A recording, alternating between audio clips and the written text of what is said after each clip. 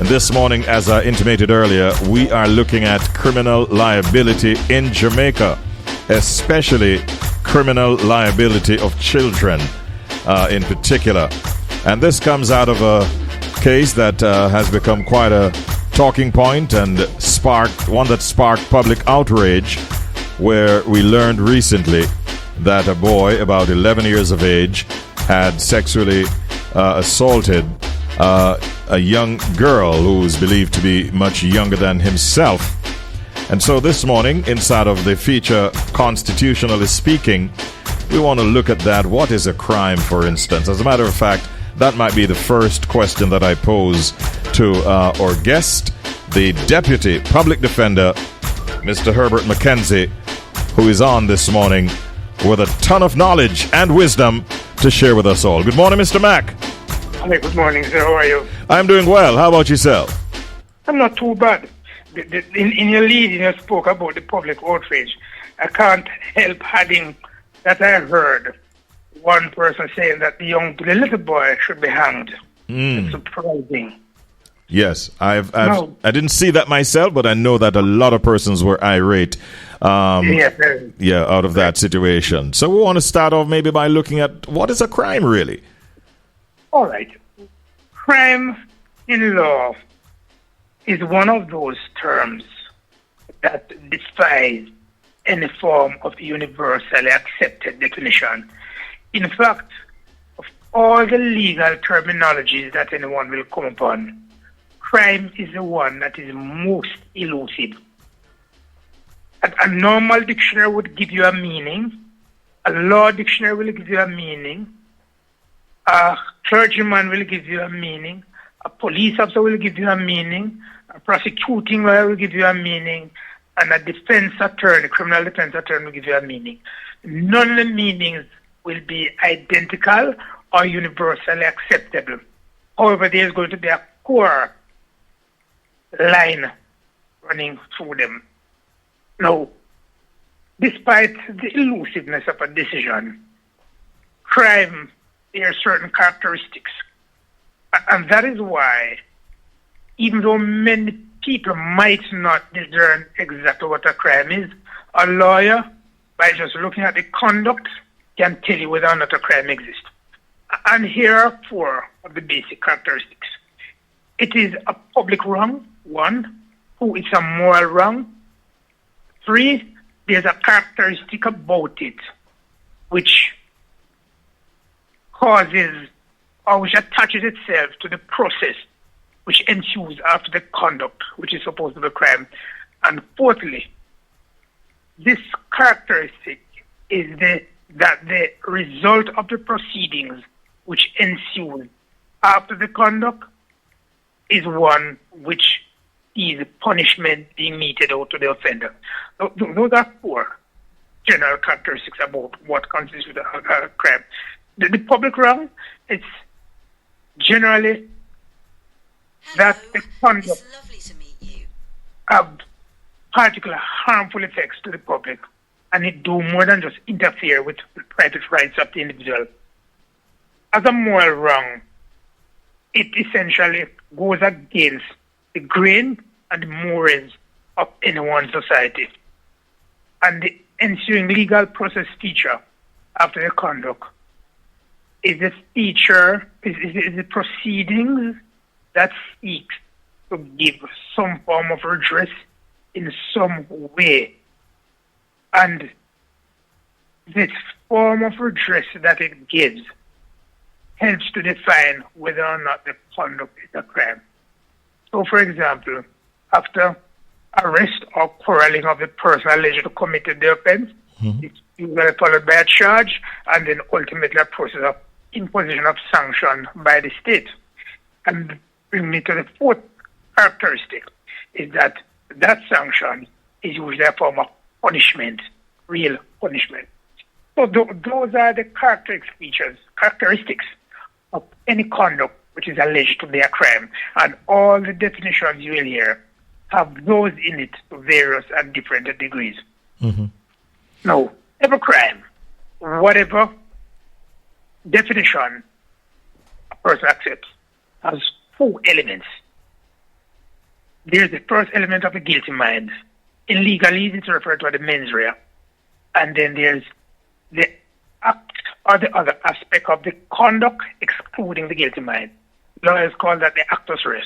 So your law students, the first day go to law school and the criminal law, they'll tell you about the elements of a crime are mens rea and actus reus. Latin terms, they simply mean the guilty mind and the acts other than the guilty mind in common parlance. Well, the mens rea, because it's happened to the guilty, it is the guilty mind, it's really a state of the consciousness. That's not something you can see. You really can't open the man's head and look in it. That itself is inferred from all the circumstances around the conduct of the person and his conduct leading up to that which constitutes his act. The actus reus, or the other acts other than the guilty mind, on the other hand, is the tangible element of the conduct which is crime. It is the part that everybody sees. And it is the definitive aspect of the crime with reference to the naming of it. So let's take murder, for example. The guilty mind is a mind which has the intention to kill or to cause serious bodily harm. The actus reus is the act which caused the body to be dead or the person to be killed. So you'll see the dead body, you'll see the injury, the gunshot injury, or the puncture wound, or the chop to the neck. That is something that is tangible. Yes. And it is from that you can know that this is a crime and this could be the nature of the crime. Murder, homicide, suicide, but you know, it's a crime. So the actus reus, like I say, is a tangible portion. Now, that is, in a nutshell, what a crime is. But even though I take about 5 minutes to do that, tons and tons of material in law have been written about what a crime is. So that is basically a nutshell. Okay. You know, this particular case, the one that we indicated earlier, I mean, given the ages of the alleged offender and the victim, very, very disturbing case. I'm wondering how does the law in our jurisdiction determine the age of criminal responsibility, and what factors would you say are considered when deciding whether a child can be held legally accountable? All right. Let's start generally with responsibility. Yes. The person who's criminally liable is the person who, with the requisite state of mind, or the laws of the mens rea, brings about the actus reus. Now, in terms of a child, the very same principle applies. However, behavioral scientists over the years have found that children at a young age do not develop the mental capacity to discern right from wrong, and it's a feature of the human being. They say that the development of the human brain takes years to attain a capacity to comprehend certain actions and the meaning and the consequence of such an action. So, for example, a 1-year-old child may pour a cup of hot water on his brother or sister, boiling water, not fully appreciating that what he or she is doing is dangerous and is life-threatening. And the reason behavioral scientists say that is because the mental capacity of that 1-year-old hasn't reached the mark in terms of development where he and she can understand that dosing your sibling or your friend in that cup of boiling water is dangerous and is life-threatening. Similarly, a 2-year-old child, staying with his mom, can take an ice pick and repeatedly stabs mommy in her thigh, laughing at the same time, not knowing that what he's doing is dangerous and could kill mommy. And it is out of those sort of studies, these experts came to the position that not all human beings in life can appreciate the consequences and the nature of the things that they do. And out of that, developed years ago a system whereby the common law, and I just want to say what the common law is, arrives at an age at which it is presumed that a child is incapable of doing crime. In legalese, it's called doli incapax, incapable of doing crime. At common law, that presumption is applicable for children under the age of 10 years. So, at common law, if you are below 10 years, no matter what you do, you cannot be regarded as having the guilty mind or the mens rea to commit a crime. And you can't have the mens rea, even though you can bring about the actus reus or the act, you cannot be convicted for crime. And before I move on, I just want to bring forward a similar presumption at common law. Yes. Some people may not be aware of it. That at common law, a boy under 14 years, cannot be convicted of rape. But statute law has changed that. And let me say what common law is now. From 1035, the Norman conquest of England, the law has been practiced. So we know that has been practiced for centuries. The common law is that aspect of the law developed over centuries, based originally upon the common customs of the country, that was England at the time, and other unwritten practices and conventions. Now, we inherited the English law, being an English colony over these years, and that is what we had in our legal framework. Common law, as distinct from statute law, are two sources of law but stand on different footing. Statute law are those written laws passed by Parliament, like would have the Offences Against the Persons Act, the Child Care and Protection Act, and the Sexual Offences Act. Now, what statute law has done in our country is to remove that age of dole incapax that the common law started out with from under 10, and we put it at under 12 years old. So, under the Child Care and Protection Act, a child below the age of 12 years old cannot be guilty of an offense. And so no matter how people may feel about this little boy, no matter what they say he did, no matter how often he may have done it, if he has done it in the past, he cannot be guilty of an offense. And let me say that he cannot be convicted of a criminal offense. Period. Full stop. That's what the law says. Okay. And in addition to that, the law uses the words, it shall be conclusively presumed that no child under the age of 12 years can be guilty of the offense. The phrase conclusively presumes mean in law that is an irrebuttable presumption.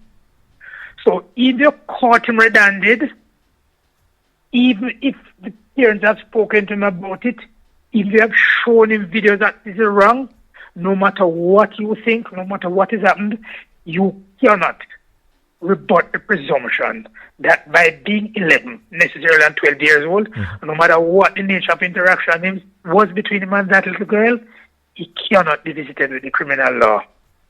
And that is beyond dispute, beyond argument, finally conclusive and settled. Interesting. Go ahead.